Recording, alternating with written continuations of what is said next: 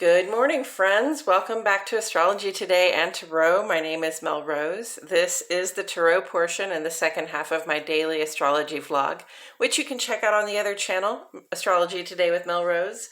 Over there, you'll find a description of the day's aspects as I have spelled them out here. Here, I'll discuss the tarot card that sits on the side of the page, and then I'll play another card that, in the context of today's astrology, may just give us something more to think about. So let's get into it. The card that currently sits on the side of the page is a new one, friends. It's the Four of Pentacles. And it's here for a reason. It's here because it corresponds in astrology with the final 10 days or the third decan of the sun's transit here in the land of Capricorn. Capricorn is an earth sign, and Pentacles in Tarot are earth element symbolism. And earth element symbolism has to do with what kind of material resources we possess and what we're willing to do with them to sort of create a sense of security, support, and abundance in our lives. So we come to the Four of Pentacles, and this is a card. I love this card. I just love this sort of imagery. You see this person sitting here. For one thing, I see a person sort of richly clothed and wearing a crown, but this person is not a king or a queen, right? So they're sort of putting themselves in that position. And they've got a couple of big coins under their feet, and they're holding one close to their heart, like they love it. And then there's one up there on top of their head. So this always brings to mind the line, I've got my mind on my money and my money on my mind, right? And this is an indicator of being conservative with our coin, not just our coin, our physical resources, being conservative with our body too, right?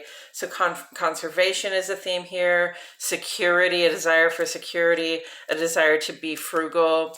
So, often when this card comes up, there's been an accumulation of wealth of some kind, and we're protective of whatever it is that we have earned.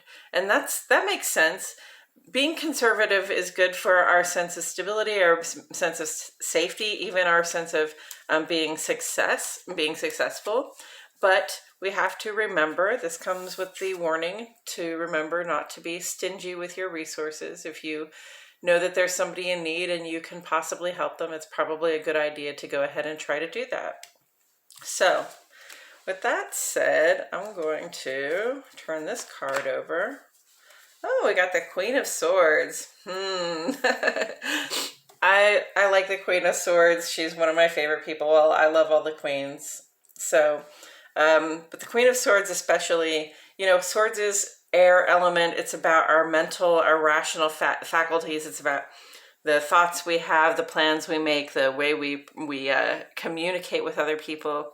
And the queen, the position of the queen is a matter of mastery. This is a person who has mastered the intellect, has mastered the ability to communicate clearly, to communicate the truth, to sort of hand down the truth. And, we've got the bird flying above this person's head, and you see that she's sort of looking off in this direction to the future, right? She's seated on her throne. She's very regal with her crown on. And the bird in the air, that just reminds us that that's an air element card, and that this person probably has a broader sense of context. They have more of an overview of what's going on in the world. They know a little bit more because they have seen more, or they can see more, right? And then this person also wields the sword of truth, okay? And the thing about the sword of truth is that it cuts both ways. We can use it to help, or we can use it to do harm. So we have to be careful about how we give advice, or how we help people, how we seek to use our words and our plans, whether we're seeking to help or to use harm. Hopefully our intention is to help, right? So I see the butterfly on the throne. The butterfly is a clear symbol of transformation, right? So after we learn something new, one thing I always loved about being in school was learning new things, and I would feel transformed, after a class where my my understanding was really opened up to something that I hadn't known before, and it happened a lot. Like getting an education is really is really a beautiful and sort of constantly inspiring thing, even if it's also a lot of work and a tiring thing. It was definitely worth it for me. And then you see also that she has her hand out here, and she seems to be saying sort of like, "Come on, come over here. I got something to tell you." Okay, so this is a person who can really provide you good counsel. This is a person who, if you need information, she can probably, be relied on to shoot it to you straight, right? Often when I see the Queen of Swords, I get an idea that the person I'm reading for should seek the counsel of somebody that they think knows better than they do. Maybe that person has just been where they are. They have more experience in the matter. They, have made the changes, the transformations that we're seeking to go through.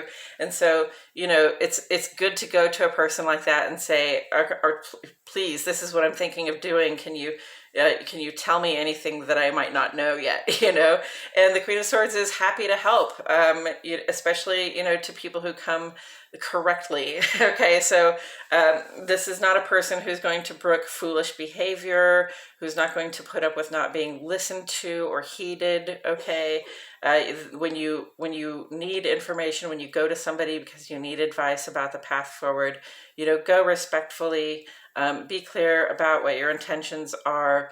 Don't mess around, and definitely don't, get caught like not heeding the advice you were given. Okay, because the Queen of Swords can help as well as harm with her words and her plans.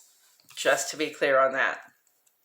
And with swords coming in, I always go directly to Mercury, because Mercury is the air sign, is the ruler, Gemini. It's all about the thoughts, the plans, and our ability to collaborate, right? Like when you go to somebody for guidance, that's a form of collaboration. And so, first of all, Mercury rules Gemini. Mars has been retrograde in Gemini for, since the end of October, so a few months. And very soon, in a couple of days, Mars is going to go direct in Gemini, okay? So while we may have been struggling a little bit, while we may have been even seeking out collaboration simply for the sake of making any progress because it felt like it was difficult to make progress on our own, while we've been having to try and try again, or to try a couple of different tactics to approach the problems we seek to solve, or the conquests we seem to make, are the achievements we seek to unlock,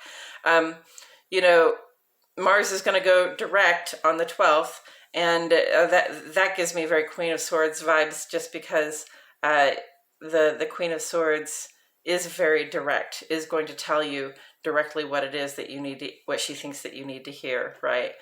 So Mars going direct is coming up, and it's going to be great. You're going to feel this sense of initiative.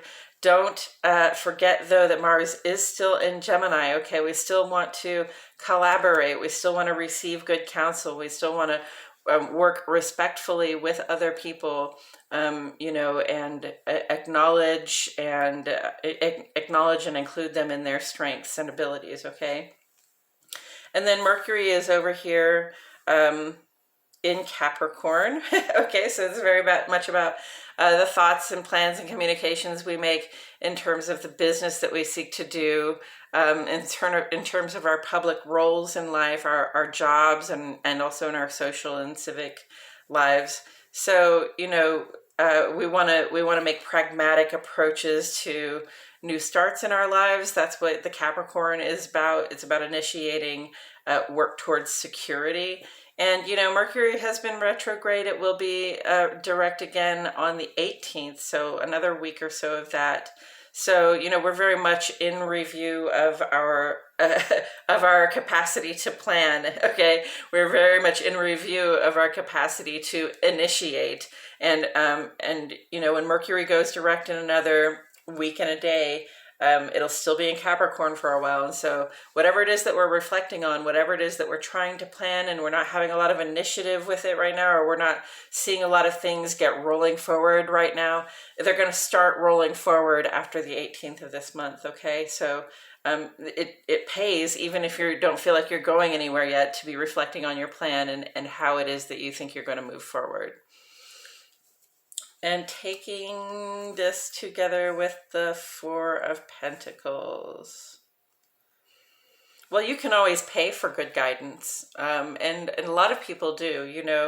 If you really want to make progress on something, you can actually ask an expert. If you really want to get all of your questions answered, and then some, you can always ask an expert and pay them for their service. It's funny. She looks like she's almost. There's a certain conservatism to both of these cards, as far as I can tell.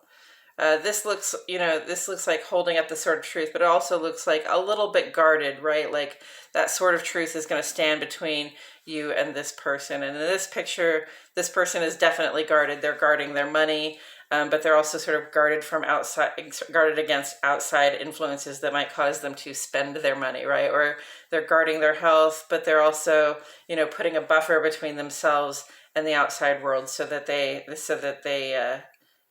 don't have to worry about regarding their health. It's just on guard, right? So we're being conservative, and it's important, I think, right now to be making conservative choices, in part because, Sun, Pluto, and Mercury are in Capricorn, and Saturn and Venus are both in Aquarius. Saturn is the grounded master of resources, material resources. And, this is all very serious. It's all very much about how we develop our resources. And, where we've been, thinking very much about taking the conservative approach in our plans and doing what is tried and true, sign of Capricorn. Pretty soon the scales are going to tip here, and it's going to be more stuff in the land of Aquarius. And Aquarius is going to be saying, yes, we want to be conservative, but we don't want to be stingy, okay? We want to be conservative in ways that make sure that everybody's safety and support and help and health and well-being are included and supported in that scheme. Okay, so we can't be stingy with our resources. There's a distinction to be drawn between saving what you need for what you have coming up and sort of hoarding it all away and not helping anybody. And I think that the Queen of Swords is here to help us draw that distinction, right? It's the distinction between whether we help or do harm. Because if we rely on means of support, and even if that means, having $1 billion in the bank and not sharing any of it, if we rely on means of support that only support ourselves and don't support the collective, inevitably that strips away at our own support too. And if we're relying on means of support that strip away the security of other people, which if you had $1 billion in the bank, I would say that's probably what you're doing. You rely on means of support that cause other people to lose their sense of safety and support in the world, then you're holding on too tightly to those resources, and you've got to let them go. You've got to share a little bit, right? Queen, go ask somebody who can give you good guidance about it too, and she'll tell you exactly what she thinks you can do to conserve your resources without actually drowning in them. Yes, so we want to be generous with ourselves, and we want to be generous in spirit with other people as well, and not just in spirit but materially. So just keep that in mind when you're saving a bunch of money back, that if you're making good money right now, it's probably a good idea. There are a lot of people out there who aren't doing so well, to find a way to share a little bit so that you don't feel like you're a miser just sitting on a fortune and sort of watching people go homeless around you or something like that. And if you are conserving your health at this time. A lot of us are still doing that, okay? COVID is still a thing. The flu is a bad thing right now. RSV is a bad thing right now. There's still a lot of health concerns out there in the world, and honestly, not a lot of people, paying attention to whether they spread one kind of virus or another. Uh, it pays to be conservative, but we want to be honest with ourselves. We want to make, sort of educated choices to not completely isolate ourselves, okay? It's going to be important just for our own well-being, for our physical well-being, because for our mental well-being, and our mental well-being is our physical well-being, okay? It's going to be important for our well-being over the long run, to we'll say take calculated risks, all right? And follow the guidance, do whatever is the most safe, but you may find yourself in a position where it's not working to conserve yourself so tightly, and in that case you might want to go ahead and take a risk. Don't think that that sort of stepping outside your door, or stepping outside your zone, or your bubble of people that keep you safe. Don't think that stepping outside of that has to be like an abandonment of all safety precautions. Okay, you can still seek to take measures to keep yourself safe, as you venture out there into the world, and keep company with people, because it's good for you to do so. That's what comes up, friends. I think that's all I have to say about it. Thank you so much for joining me today. My name is Mel Rose, and I'll see you all back here tomorrow for more Astrology Today and Tarot.